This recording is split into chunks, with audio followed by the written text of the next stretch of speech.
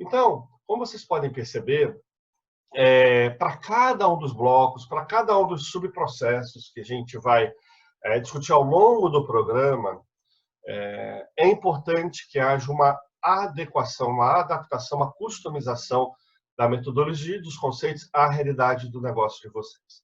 Tá bom, fechou o primeiro bloco de planejamento de demanda, show de bola, a gente vai para o segundo bloco, que é a gestão da capacidade, que do fundo é assim, eu consigo entregar esses números? O primeiro bloco vai me dizer o que eu acho que vai acontecer, qual é a minha previsão.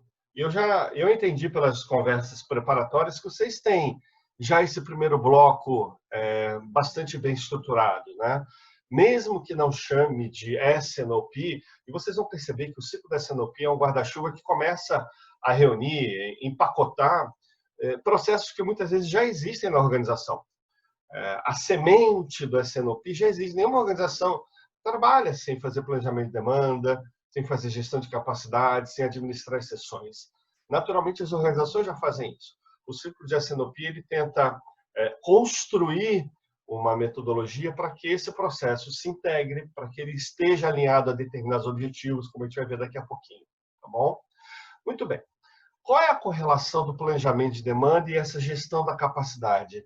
O eu entender se sou capaz de entregar o número que vem do planejamento de demanda. Pode ser que, do meu planejamento de demanda, tenha sido feita uma projeção de serviços para um horizonte de daqui a 3 meses até daqui a 12 meses. Então, M mais 3, M mais 12. Tudo bem? Ótimo. Os recursos que eu tenho hoje disponíveis serão capazes de atender a essa demanda que está prevista para o M mais 3, M mais 4, mais 5 até o M mais 12? Sim ou não? Quando? Por quê? E essa capacidade está associada a todos os recursos da organização. Eu vou dar um exemplo de uma situação que eu vivi há alguns anos numa empresa farmacêutica. A gente estava trabalhando um ciclo de S&OP, a reconstrução de um ciclo de S&OP, que já tinha sido também implantado lá, e entendendo uma causa de uma ruptura, uma parada de linha. Que é a parada de linha, olha, faltou um equipamento, faltou um profissional de campo, tá? Faltou um veículo para deslocar uma equipe para atender o serviço. Tá? Teve uma parada de linha associada à matéria-prima não liberada. Falei assim, mas por que matéria-prima não estava liberada? Aí a gente pergunta para o comprador, você comprou matéria-prima? Eu falei, comprei. Aí você vira para o cara da logística, o fulaninho da logística, essa matéria-prima, o cara da importação, essa matéria-prima ela foi nacionalizada? Foi, recebeu, passou lá pelo porto, nacionalizou, mandamos lá para o nosso armazém. O fulano da logística, você recebeu esse material? Deu entrada dele no estoque? Não, ele chegou, deu entrada no estoque, tudo certinho. Mas eu falei, mas gente, pelo amor de Deus, se comprou, se nacionalizou, se chegou no CD, estava no estoque, o que deu? Aí, de repente, se descobre que a quantidade de materiais que chegou, na forma como chegou, e por se tratar de uma empresa farmacêutica, precisava por análises de laboratório, análises químicas. E a sequência de materiais que chegou formou uma fila de utilização no equipamento do laboratório. E esse equipamento do laboratório foi o gargalo. A fila de análise desses materiais no equipamento do laboratório foi tão grande que a produção parou. O tempo de espera por essas análises foi tal que a produção parou. Então, peraí, gente. Eu tenho que gerir a capacidade do meu laboratório realizar as análises químicas? Eu tenho que ter visibilidade disso? No seu caso, você tem. Então, se quando a gente vai executar o primeiro bloco, que é o planejamento de demanda, quem executa já foi brifado, já tem ciência de quais são as capacidades de execução, ele já vai montar esse planejamento respeitando essas capacidades de execução. E aí a probabilidade de um planejamento feito ser execuível aumenta bastante. E aí no ambiente de planejamento de capacidades, tem 2 conceitos. Tá? Um chamado CTP, Capable to Promise. O que é o CTP? O Capable to Promise. O CTP é quando a gente tem a premissa de que eu tenho uma capacidade de atender a minha demanda, qualquer que seja a demanda. Olha, vem a demanda que eu estou tranquilo, eu resolvo. Eu tenho um excesso de capacidade, ou o que a gente chama, eu tenho um sistema com uma capacidade infinita. Então, o capable to promise é assim, eu sou capaz de me comprometer com qualquer demanda. Quando eu sei e eu tenho ciência daquela restrição lá naquele laboratório, e aí eu coloco assim, olha, eu vou planejar minha demanda, mas eu vou planejar minha demanda já respeitando aquela restrição de capacidade. Aí entra um pouco do conceito que a gente chama de ATP, Available to Promise.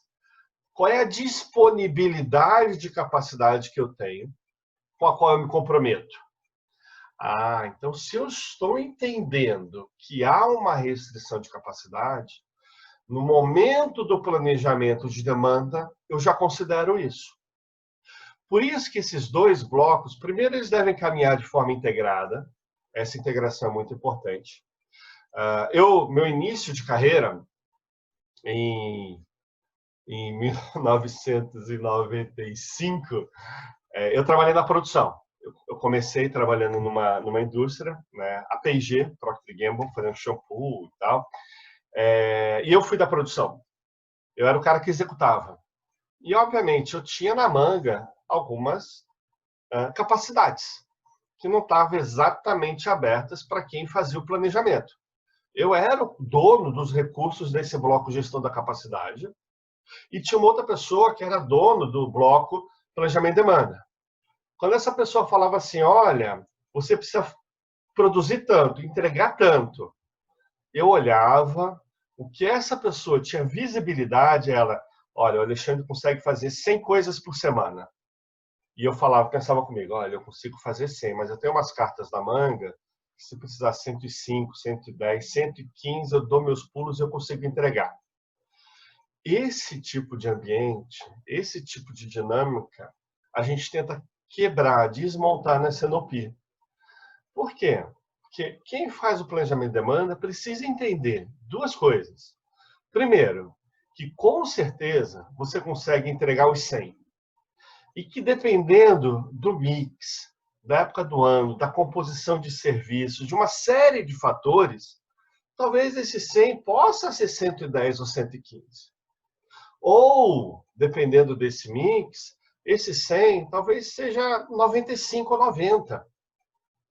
A compreensão sobre as restrições da capacidade ou do impacto do mix de produtos e serviços a serem executados influencia já no planejamento de demanda.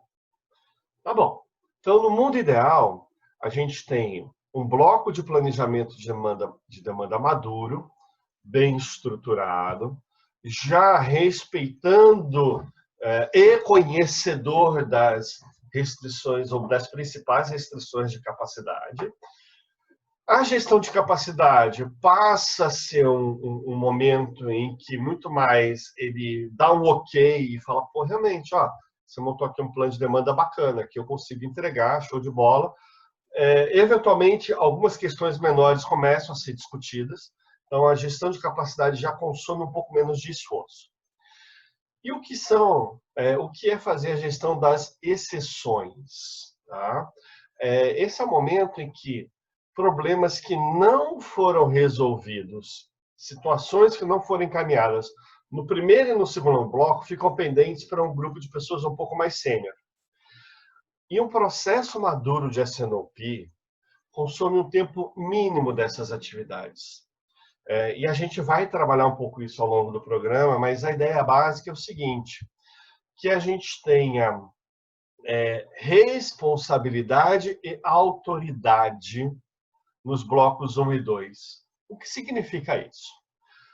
Existem as pessoas, os grupos de pessoas envolvidos na execução do primeiro bloco, na execução do segundo bloco, elas são responsáveis, mas elas precisam ter as suas decisões respeitadas pela organização.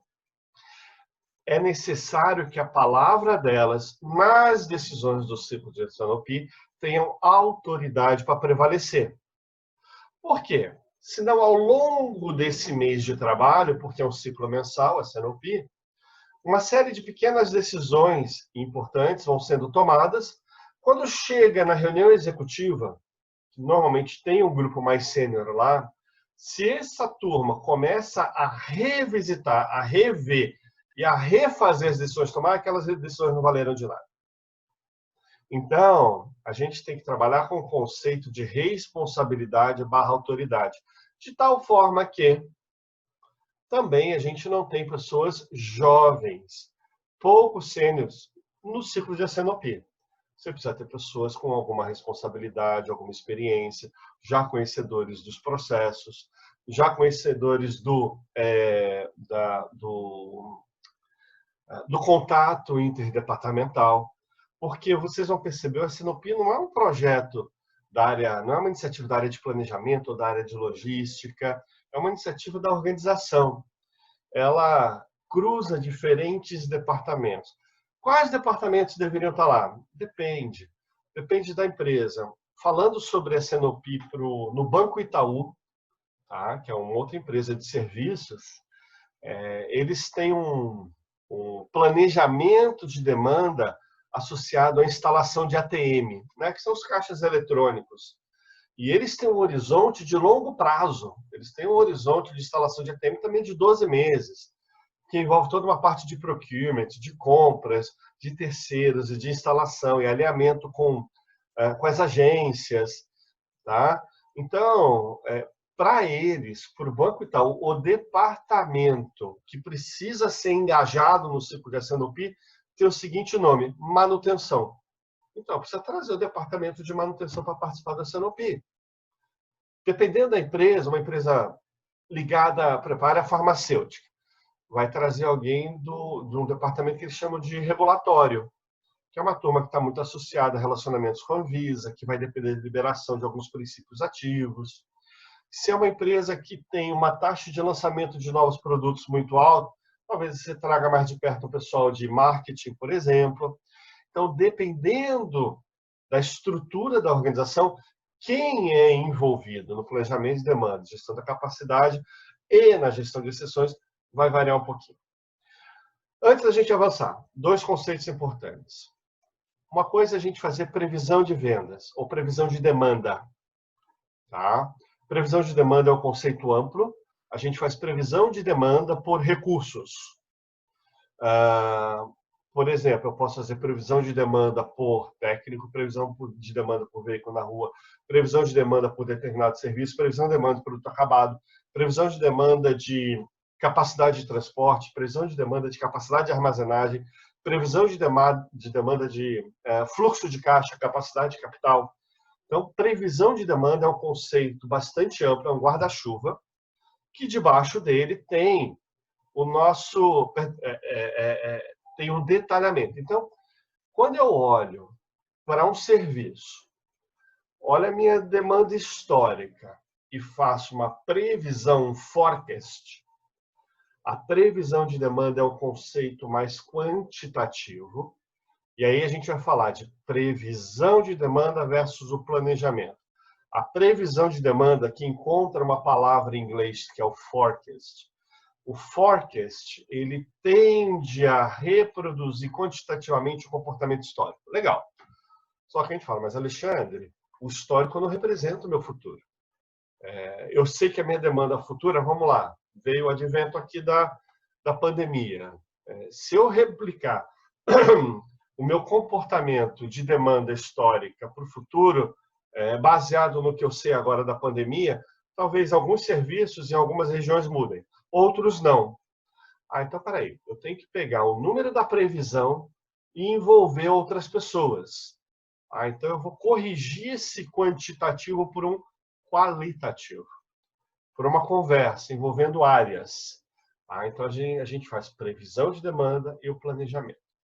O próximo ponto importante é o seguinte, é o conceito do ciclo. Normalmente se fala que o ciclo de SNOP acontece todo mês.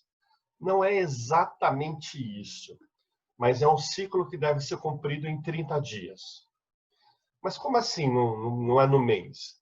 Ah, já trabalhei com ciclos de S&OP que entre iniciar a nova rodada de planejamento de demanda e concluir com a reunião de exceções com o S&OP executivo, ele começava no mês passado e terminava nesse mês. Ou seja, ele começava por volta do dia 18, 20 do mês anterior e concluía mais ou menos no dia 15 do mês corrente. Era um ciclo de mais ou menos 25 dias. Mas por que ele começava lá por volta do dia 18, 20 do mês anterior? É porque 10 dias antes de fechar o mês, naquela empresa, a equipe de vendas já tinha uma previsão, uma expectativa de demanda atualizada para os próximos 6, 8 meses. Então, se o momento do mês em que a equipe comercial daquela empresa tinha essa informação atualizada, era por volta do dia 20 do mês, o ciclo de S&OP começa ali. E ele começa no dia 20 do mês e vai se encerrar, não chegava a dar 30 dias, por volta do dia 15 do mês subsequente. Então, esse ciclo, ele é um ciclo que deve acontecer a cada 4 semanas no máximo. Normalmente a gente desenha para que ele aconteça durando 15 a 20 dias. Tá? Também para que a empresa tenha uma folga aí de uma semana, sem ter que pensar nesse assunto, isso é bom, isso é saudável. Mas ele acontece frequentemente. Tá? Bom, agora, além disso, além do conceito do ciclo, tem um quarto conceito, né? Então a gente falou os 3 blocos, o ciclo, tem um quinto conceito que é a reconciliação financeira.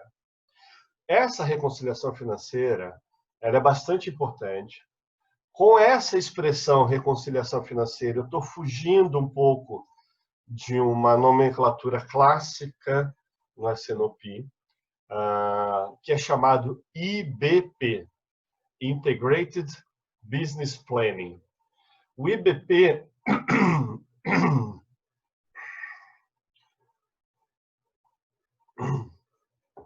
perdão. O IBP, ele também é conhecido como S&OP avançado, tá? O conceito do S&OP avançado ou do IBP, ele sugere? Olha, nós precisamos ser capazes de, entre aspas, entender o impacto financeiro das decisões tomadas no ciclo S&OP. Essa é a compreensão mais difundida do conceito de reconciliação financeira, que é um pouquinho equivocado também. O que deve ser feito é a compreensão do impacto financeiro acumulado de ciclos anteriores deve ser capaz de influenciar suas decisões já